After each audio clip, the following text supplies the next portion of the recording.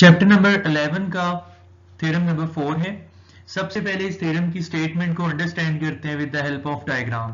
तो आपने इस थ्योरम में दो सर्कल्स ड्रॉ करने हैं with centres O and O prime. फिर हम इन दोनों सर्कल्स में दो कॉर्ड्स बना देते हैं, chord AC and chord A prime and C prime. फिर आप इन दोनों कॉर्ड्स के एंड पॉइंट्स को सेंटर के साथ ज्वाइन करेंगे, यानी पहले हम फर्स्ट सर्कल में कॉर्ड AC के एंड पॉइंट्स को ज्वाइन कर देते हैं सेंटर O के साथ। इसी तरह सेकंड सर्कल में A प्राइम और C प्राइम को O प्राइम के साथ ज्वाइन कर दिया।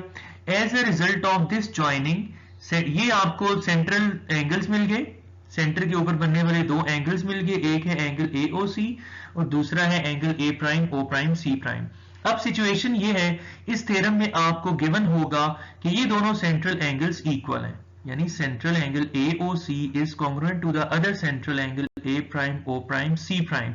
ये आपका गिवन हो जाएगा कि सेंट्रल एंगल्स इक्वल है।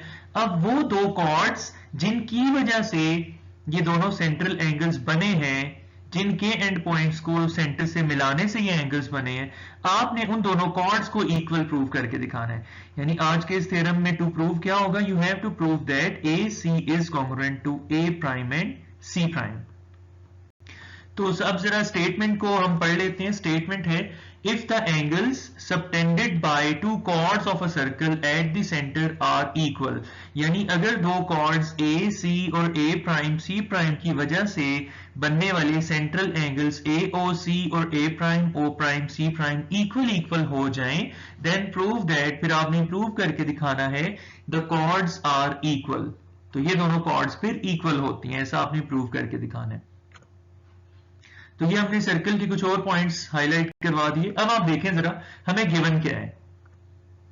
गिवन है ABCD and A prime B prime C prime D prime are two congruent circles with centres O and O prime respectively.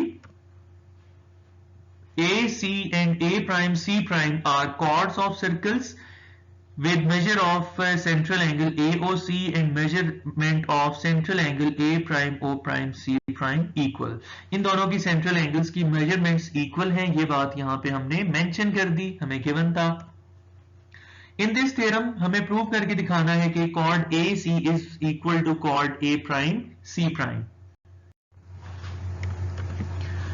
अब देखिए इस थ्योरम का प्रूफ जो है वो बड़ा ही सिंपल और आसान है। ये आपके पास दो ट्राइंगल्स हैं, एक है ये लेफ्ट वाली ट्राइंगल, ट्राइंगल OAC, और दूसरी इसकी करस्पॉन्डिंग ट्राइंगल है triangle O prime A prime C prime.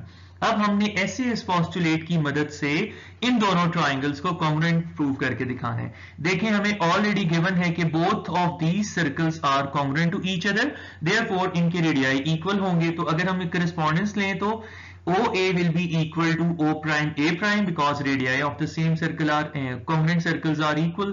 For the same reason, radius OC and O prime C prime will be congruent because radii of the congruent circles are also congruent। और इसी तरह इन दोनों radii के दरमियान में बनने वाला contain होने वाला ये सेंट्रल एंगल, ये सेंट्रल एंगल्स भी इक्वल है। हमें गिवन है angle A prime O, angle AOC is equal to angle A prime O prime C prime.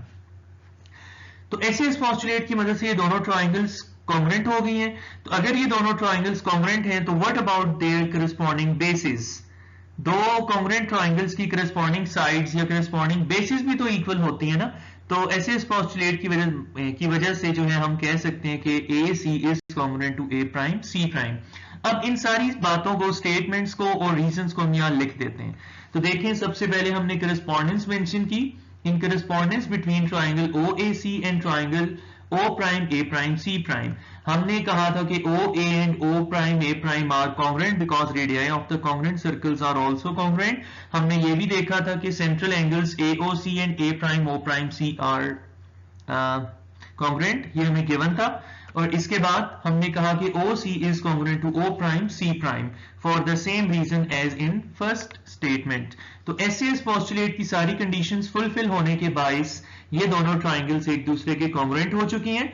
अगर ये ट्राइंगल्स कॉन्ग्रुएंट हैं तो इनकी करस्पॉन्डिंग बेसिस भी कॉन्ग्रुएंट होगी, हेंस प्रूव्ड।